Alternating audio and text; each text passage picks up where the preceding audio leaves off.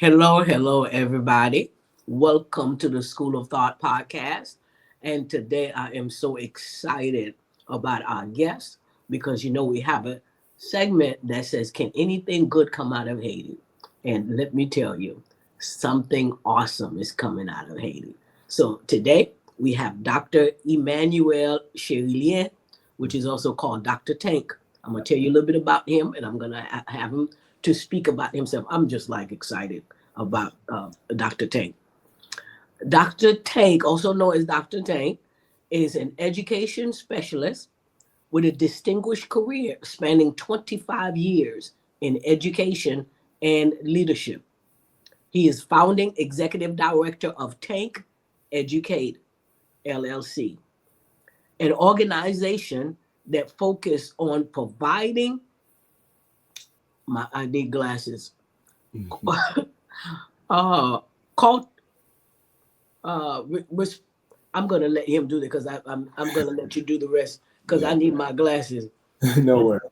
Yes, So, Doctor, I'm gonna let you do it because I all don't right. have my glasses.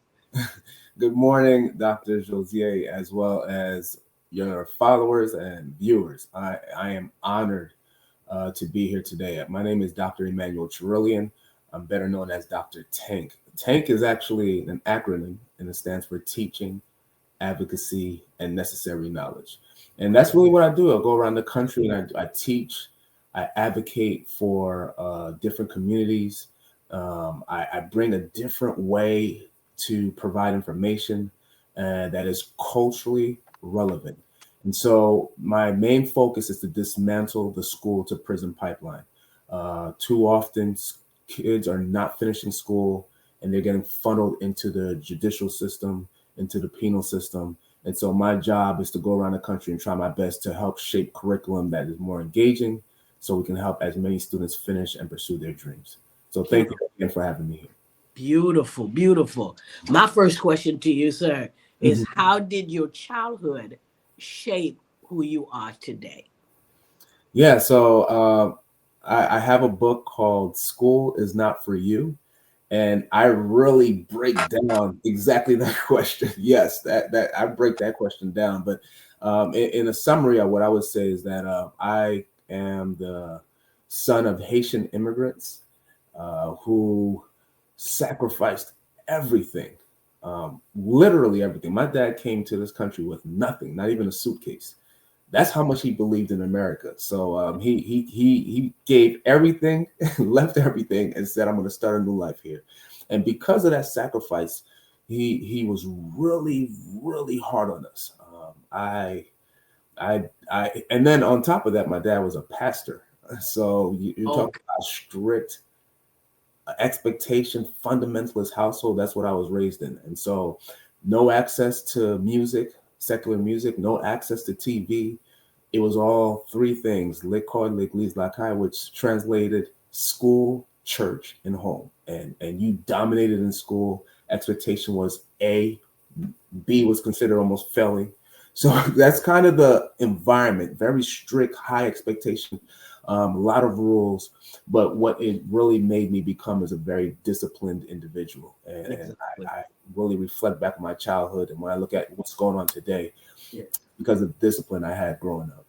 Yeah, and a lot of people don't understand that how discipline really shape us. And I understand exactly what you're saying because my father was in the, as you call it, got caught. So so we were really strict on, you have to go to school Yep. and it's nothing else. So I understand and I appreciate that upbringing because it does shape us into discipline. For sure. Hmm. Yes. So now, Hmm. why is the title of your book "School is Not for You"? Yeah. So I wanted to say something that was unconventional, that would catch your attention, to make you say, "What?"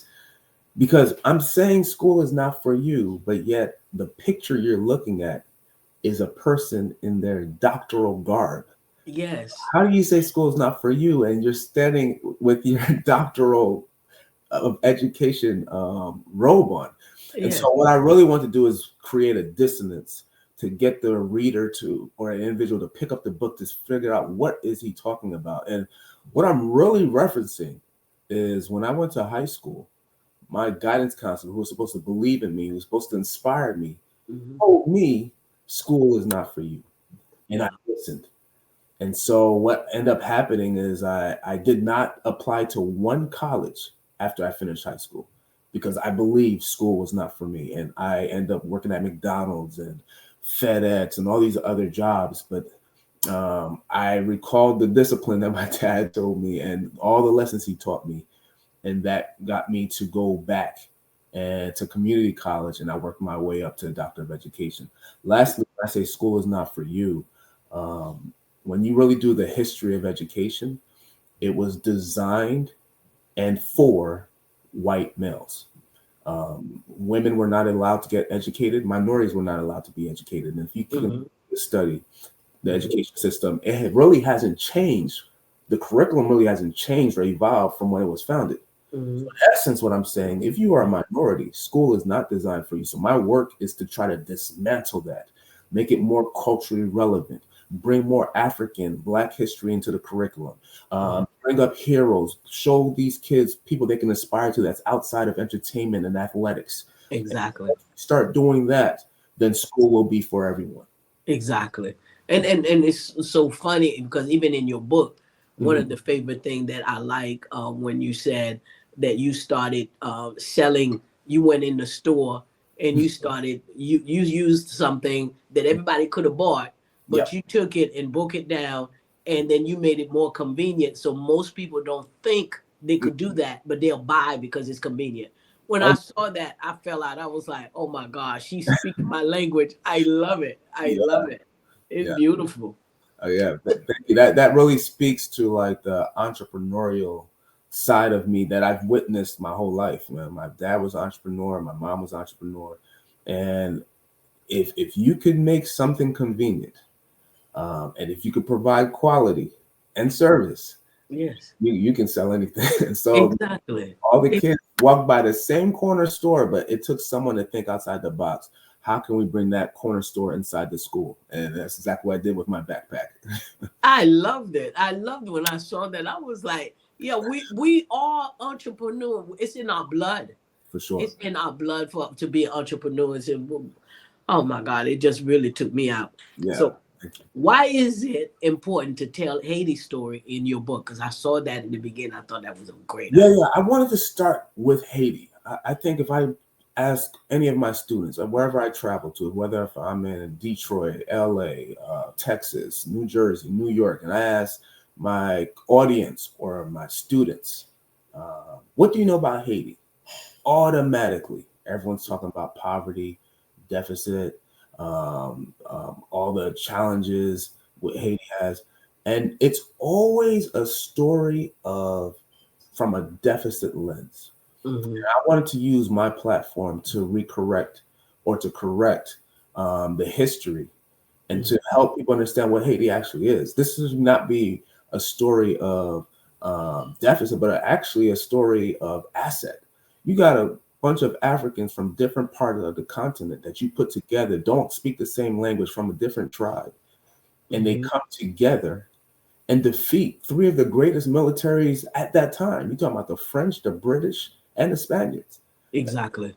with no resources. They were not Exactly. trained. Yeah. So Yeah. it's Yeah. a story of a resilient, powerful group of people who overcome the white power structure and create their Ex- own nation. The first Black successful slave revolt, the first Black republic. And I think so many people who look like me don't know that story. And so exactly. I want to correct the history. And then you tell me Christopher Columbus discovered America. No, you discovered Haiti and Dominican Republic.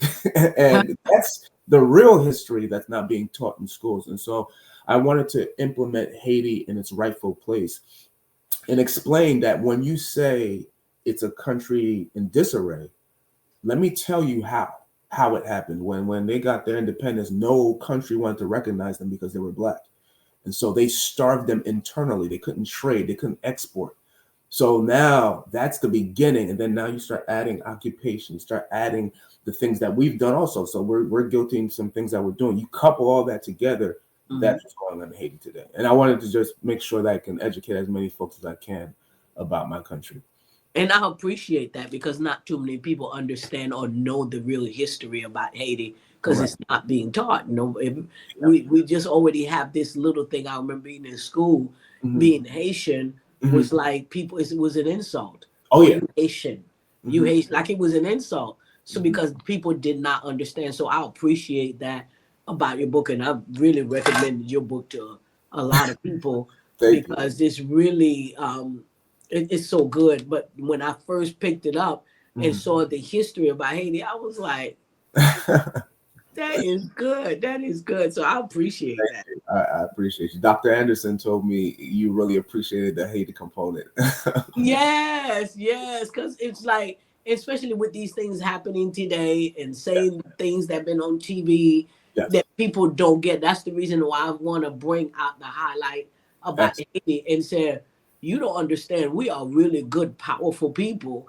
We Absolutely. are entrepreneurship and we don't complain. We No, just take not- what we've been given to us and we yes. make it work for us. Absolutely. Absolutely. So, yeah, we don't know anything about people giving us food stamp and, No. and, and checks. We don't know nothing about that. We take what we have and we make the best of it. So, yeah, Yes. I always tell my wife that I say, you put our people in a situation like that, the first thing that's going to come to thought is not actually get assistance from the government. That we're almost built to never even do that. We're built. exactly. I will work 10 jobs before I ask the government for help. But I think it's because of the context of what we were built that you didn't really trust the government like that. And so Exactly. you go to tough times, Yeah. you find a way. Whether you have to work 10 jobs, you're going to do that before you put your hand out asking for help. And so I just think that's just built into the culture of who we are. Yep. Because we proud people. Oh, yeah. Oh, yeah. We are very proud people. We don't take handout. No, We work for what we have. So sure. people, and I'm glad that you brought that up because people need to know that. Yeah, I appreciate that. Now, how does Haiti Mhm. story influence you and how you approach life? Yeah, it kind of just piggybacks on what we just talked about right now. I I was doing well, Dr. Josie. I was doing really well. I had a six-figure job. I traveled to 26 countries, traveling the world on vacation, not to work, but on vacation. Had multiple properties, three kids, the whole white, everything. But I felt completely empty. I just felt like there was more to life than just making money and Yeah. like vacationing. I was like, I felt guilty of my success. I knew I had to do more. And so I did one of the craziest things ever. I walked up to my job, had a dispute with my boss. I came home, I told my wife, and that's all written in the book that I'm going to quit this job. I have no backup plan. I'm going to pray and I will no longer apply for another job. Wow. I'm going to open my own business. Wow. And you want to talk about where you get that from? My roots. that Yes. we, we Yeah. we talk about resilient people. We don't do handouts. That's really where that comes from. I just knew that I can stand on my own 2 feet on my own. Everything that I'm offering this job, there's a saying that says you could either build your dreams or help Yeah. someone else build theirs. And I Yes. felt that's exactly what I was doing, working for somebody else. I'm giving them all my ideas and giving them all of my uh, capital with my ideas, my intelligence, and I should be doing that for myself. Let me build my own empire. And so I took a chance on myself, and that job that I thought was paying so much money that I would never make that money again, I now make three times what I was making in that salary because I took a chance on myself. And so I want to inspire people that have these ideas that, man, I want to do this, but I don't think I'll be successful. You can be successful. The first thing you got to do is take a chance on yourself, and then God will take care of the rest. But can you invest in yourself when you are not really sure of yourself? So the first thing we need is a self-confidence, in which I think I gleaned a lot from my Haitian roots. And once you believe in yourself, nothing is impossible. And so, well, with God as well. Let me just throw that in there. But yeah, so that's kind of why I took a chance on myself, and it's worked out threefold right now. Yeah.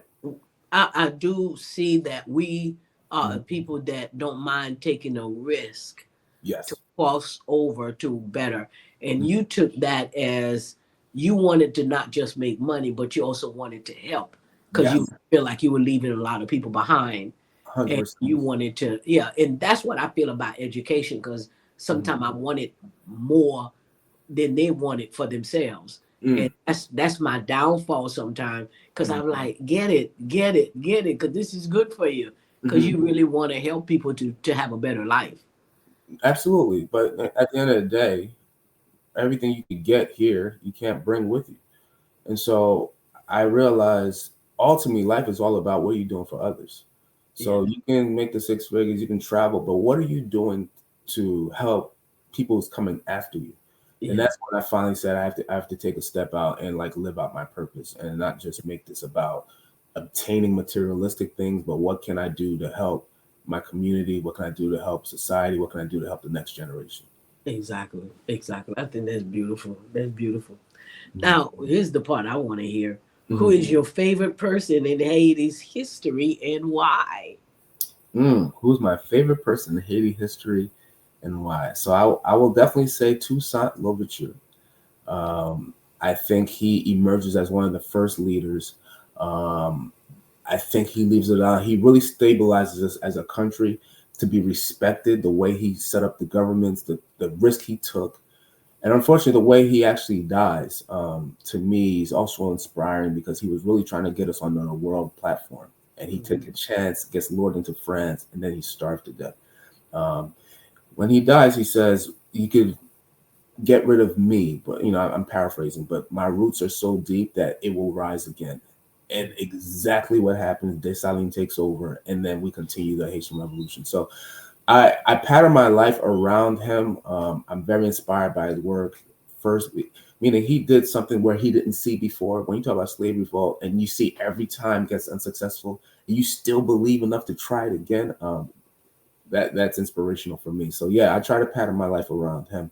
And interestingly enough, I am a member of Alpha Phi Alpha Fraternity Incorporated. Oh, My line name was Esprit de Toussaint. So wow. yeah, so they've also nicknamed me that as well. That's beautiful. Yeah. That's beautiful. Yeah, I wanted to hear that part. What do you want people to walk away with after reading your book? This is the book, y'all. Yeah.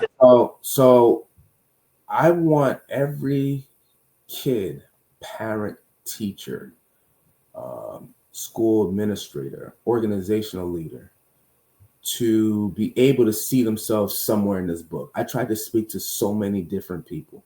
Um, if you're a parent, I tried to speak to you in a way that you have to kind of know your children, Mhm. know their strengths and weaknesses. It can't just be what you want them to be, but try to find out who they're supposed to be in the world and then try to help them get there.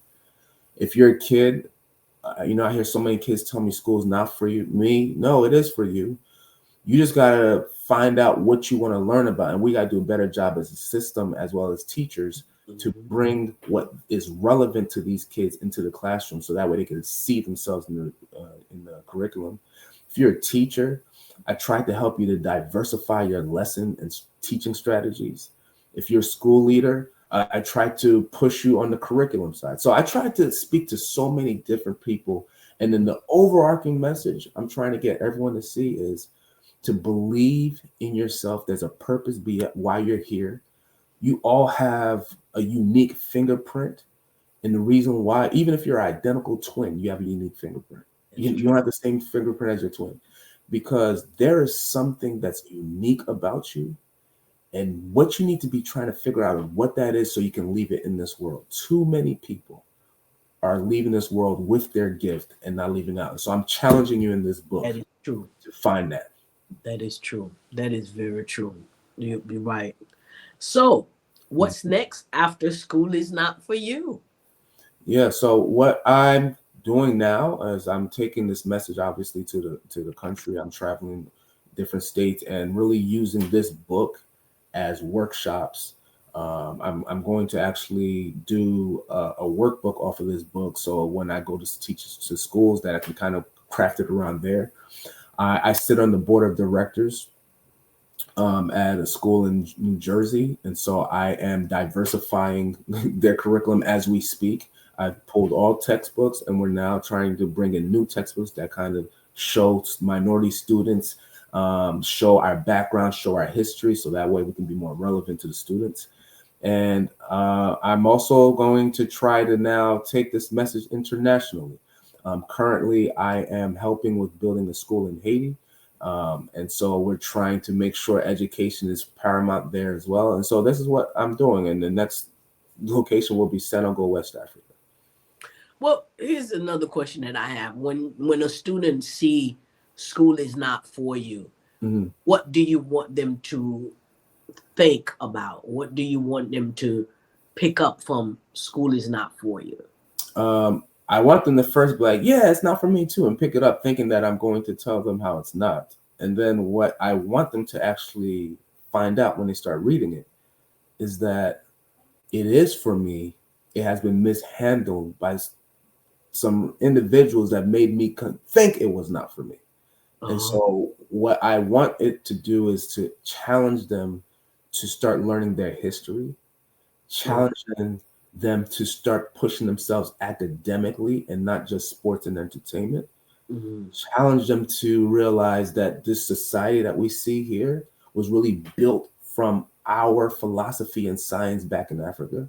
And people have just taken that information and then rebranded it. And so when you really find out that you are the creators of civilization, it's going to change how you see yourself.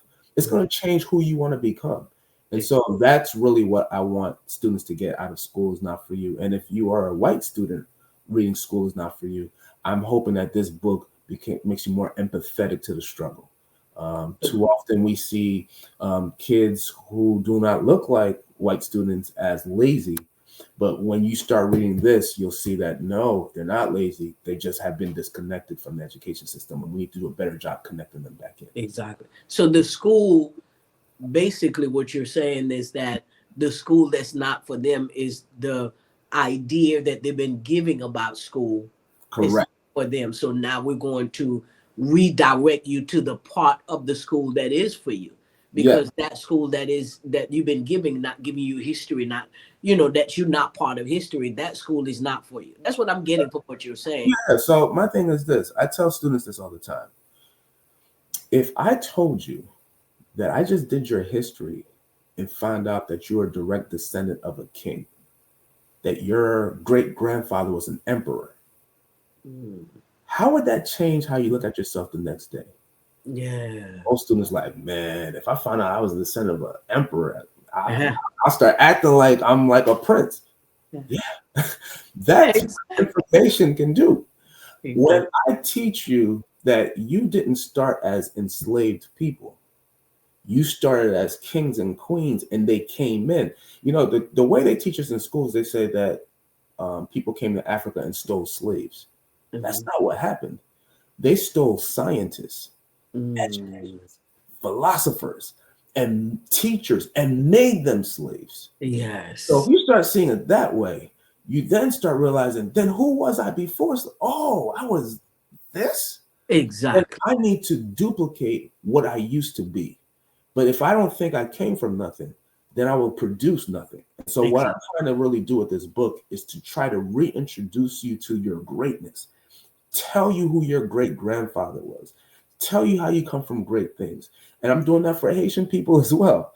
That we have to walk with a head held high when you say you're Haitian. You come from rich history. And we need to figure out how to get our country back to the way it was. Exactly. And the only way we start by doing that conversation is with education. And that's why I'm trying to do this book. That is, you have me over here popping like popcorn inside, because that is such a when you said that you got to go back before you became, because after slavery they put it in your mind that you're nothing. Exactly. But if you go back from the beginning, who they were stealing was an intelligent being. There we go. Someone that could be successful. So you taking their mind back to the beginning, not what they told you. Which is you saying that school is not for you, but who you were before. Oh, that school is for you. I'm popping like popcorn for real. that is the greatness of who we really are. Even with Haitian people, Correct. we have to go back to the greatness of who we really are, not who they say that we are. Correct. And for anyone who sits here and listens to this and say, I don't think that's important, I'm going to prove to you that's important. That's exactly why when you go to school in America, they teach you about great white heroes. Yes. Christopher Columbus, George Washington, Abraham Lincoln, Napoleon. Yeah. They don't care if you're black, white, Haitian. You're going to learn about these people. And Yeah. what that's going to do is psychologically make you say, wow, these people are great, and I want to be like them. Yeah. If we do the same thing for Asians, Latinx, Native Americans, Haitians, Jamaican, if we allow everyone's story to be told, now every kid will feel like I can be great. Exactly. What's happening is we're only highlighting certain people, and it tends to be people who don't look like me. And so that group tends to do better in school, and the kid that doesn't see themselves tend to do worse. And so all I'm trying to do is level the playing field and allow every story to be told, so that way we can connect with every student in the classroom. Oh man, that was mind-blowing. That is very true, because that is it. They want you to learn their story, but don't want you to learn your story. There we go. So if you learn their story, it's also going to be discouraging, because you can't be like them. And it's discouraging to try to be like them over and over, and it's not working. Yeah. It make you feel like less than. But if you go back to your original story, you'll find out how great you can be. Correct. And you're saying something that's resonating with me, because that's why I left corporate America. No matter what I did, I had the statistics, I had the resume, I could not pass a certain level. I was training people, by the way, this is in the book. I was training people to become my boss. Like, they would ask me to train them, and then 6 months later, I'll get an email and say, oh, by the way, Eric has been promoted to, and now the person I trained is the person that I have to report to. That happens over and over again. Yeah, it happens everywhere. But you know what's different? I knew who I was. I did not let that constant failure define my future. And I knew, okay, if I can't get it into your house, I'm gonna build my own house. Ooh, too often we're so trying to get at their table. And now I'm at a point, let's build our own table. Yeah. And the only way you're gonna have that confidence to build your table is if you know history and know that you built it before. Exactly. And if you built it before, you can build it again. So I'm just trying to bring that kind of what we call Black excellence back into our kids, into people I come encounter with, and inspire everyone to pursue who they're supposed to be in this world. So what I'm getting from you is that even the situation that happened to you, if I could train you to be my boss, that means you see something that's in me that's great, even though you won't give me a seat at the table. So instead of me getting upset, I need to just take that and say, wait a minute, just think about it. You are great. You just created and trained somebody to be your boss. So the greatness in you and all the information in you, you put into them to be your boss. So when you said that, it's like looking at it from a different view instead of getting mad. And you say, wait a minute, I could create my own table. Because if I could train somebody to become my boss, I could create my own table. I could create my own company. Correct. But let me tell you this. When I say I used to train people and they became my boss 6 months later, it was not in public. They did not let people know. It was in private. So they respected me enough to come to me, but they would not let anyone else know. Do you see what I'm saying? Yes. So it's something to even be proud of because of the way it was delivered. So it was in the dark. Yeah, yes. Information. Yes. And then publicly, you give me no credit. Because that's how they kill who we are. Because if you do it privately in the dark, what it's going to do is just keep our mind down, not knowing who we are. And as you said, with slavery, they came and got doctors. They came and got lawyers. That's who so they learn from us and they put us under something in the dark and say, you slave. So what they're doing is just letting us believe that we're less than. Exactly. And we're not. Exactly. And so that's kind of I feel the message that I'm really trying to speak about is that I want kids, when they see me walk into, sometimes people say, why every time I see you, you're in a suit and bow tie? Like, I teach in prison, by the way. I don't know if I have that in my bio, but I teach inside of state prison. I teach Wow. college courses in state prison. And Wow. even when I walk in there, they're like, why are you walking in with a suit and bow tie? You're going to speak to third graders. Like, I'm tired of them seeing people who look like me in a certain way. I want them to, when they look at me, I want them to say, man, what do you do? Or how did you get here? I Yeah. want to inspire intellect. Yeah. We have enough people inspiring sports and entertainment. I want us to get back to academics, STEM, science, technology, engineering, math. We built the pyramids without the internet, without AI. It's like, that's the kind of thing that I want to spark. And I think too often it is dumbed down, not only in schools, but it's also dumbed down in organizations. Yeah. Anytime you find a position that's not really academic, you'll find that's when they want to put us in there. But things that are like academically driven, we tend to not get represented in those fields. And so that's, I'm a professor, but I don't need to see us more as deans. I needed to see us more as college presidents. I needed to see us more as CEOs and CFOs. And I love DEI and all that, but you'll see when it's positions of diversity, things that are not academic, that's when they'll, hey, can you come in?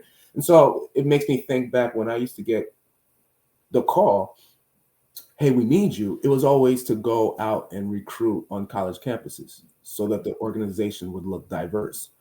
But then when it was time for promotions, I'm nowhere to be found. So they knew exactly when to call my name and when not. And so this message is really to organizations and schools, and just to empower those who are disenfranchised.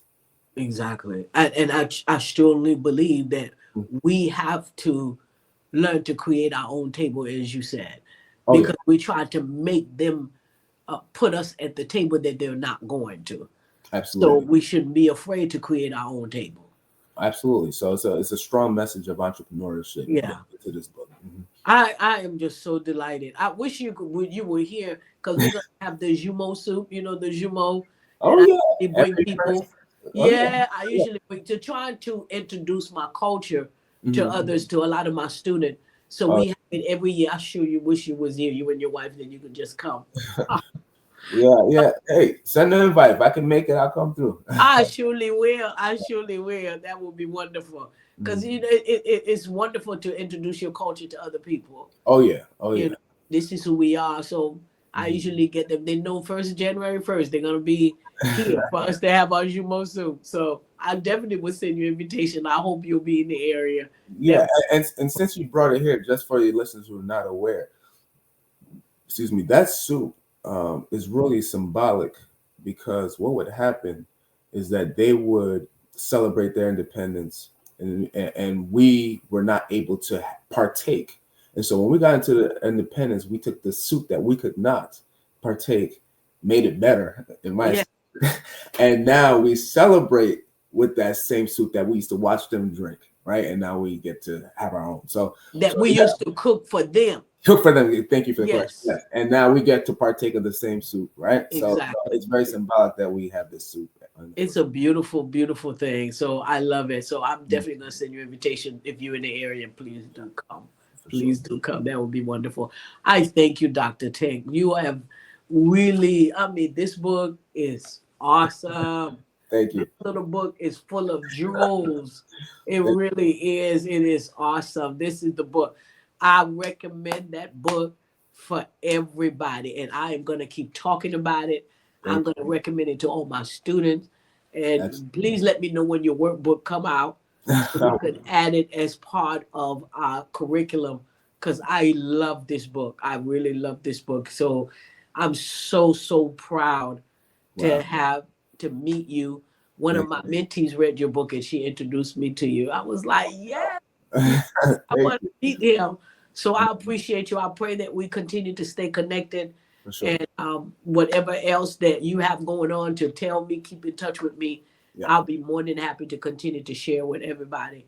So always want to share. Can anything good come out of Haiti? Look at that. Yes, it is. So Absolutely. what is that? Tell us, what is that Yeah. flyer?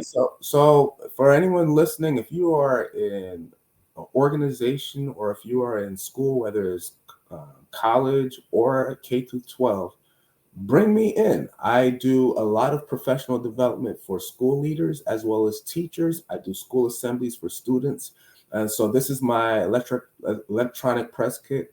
You could bring me in, go to my website, book a day and time that you want me. We fly all around the country. We fly internationally, so we can come to you. But this is what we do. This is my top 10 speaking topics. I do a lot of work around trauma-informed practices, social emotional learning, mindset and resilience, cultural competence, culture responsive pedagogy, which we spent a lot of time talking about today on this podcast, diversity, equity, inclusion, restorative justice. When these kids are doing things wrong, do we just suspend them, get them out of the school, or do we find ways to mend those things? Team engagement, servant leadership, and lastly, student and teacher motivation. I tell teachers there was a reason you applied to become a teacher, and it wasn't for money, because you knew the money before. So there was something that you want to do, and somewhere along the line, we forgot why we're in this profession. Yes. Teaching is a heart job. You did this for, and then kids, I motivate them by telling them, whoever you want to become in this world, education is the way there. I don't care if you want to be LeBron James, he had to go to school. That's He had right. to play in school before he can go to the NBA. So we cannot believe the hype that school is not for us, because there's not one thing you want to be in this world that doesn't need education. You tell me even a rapper, he has to have a good use of vocabulary and words and know what they mean. Education is the one. All right. So that's my message. And most of athletes and all of them, their parents is really pushing them to make sure they get a degree, because if something happened or they get retired, you still have to have some type of degree to continue to live. So a lot of them have been to school, got a degree, while they, whether it's entertainer, athletes, they still get a degree. Oh yeah. Yeah. So this message that school is not for you, I'm coming against it, but I just did it in a very unconventional, unique way. Yes, yes, yes. This is beautiful. I thank you so much for spending this time with me. And like I said, I'm gonna keep recommending this little book right here. It's a jewel. It is a Appreciate, jewel. appreciate. I'm telling you, that's my favorite part when you talked about the entrepreneurship. Yeah. That speaks to me. That speaks Mm. to me because I'm doing all these different things, and I'm like, it's in my blood. I can't help it. Oh And yeah. I can't just do one thing, because we are entrepreneurs that have so many things inside of us, and education is mainly one of them. So I thank you for that. I Yeah. thank And people say I'm a little biased when I say what I'm about to say. That everyone has an entrepreneurship in them. There's something you can do that you love to do. We just got to find a way now to make it, to monetize it. There's something that you love to. There's something unique about you for sure. And I think too often. And then the last thing I want to say is, everything around you is entrepreneurship. Everything. Every job you work at, someone thought about it one day and built it. exactly. Everywhere you go eat, someone thought about it and built it. The library, anything you could think of, anything you look at, someone thought about it and built it. So why can't you build what's inside your mind? I And so love that. I that's my love last that. message to your viewers. I love that. And when you're right, and when you start looking around you, Yeah, everything was created by somebody. there we go. What can you create? Yes, I love that. Absolutely. Yeah. I love that. Create your own table. There we go. Yeah. Thank you so, so much, The sir. honor is mine. Please, we're going to stay in touch. All right, I Timmy. thank you. And don't forget, everybody, go get this book, whether on Amazon or your website. Right, that's right. That's right. We both have the book, right? On Amazon or TANK EdDucated Educates.com. So you Absolutely. can get the book. I highly recommend it. I highly recommend it. So thank you, sir. I appreciate you. And Mhm. thank you for joining me on this podcast today. Anything good come out of Haiti? Yes. Wonderful stuff is coming out of Haiti. Absolutely. Thank you. Have a great day. Thank you for joining us. And don't forget to share this video with all of your friends and family. Thank you. And yes, you can go to enlightentv.com and continue to see this. If you want to see it again and again, you go on enlightentv1.com. Thank you so much, so much, so much for joining us today, spending this time with us today. And thank you, Dr. Tank. You have yourself a great day. Pleasure's mine.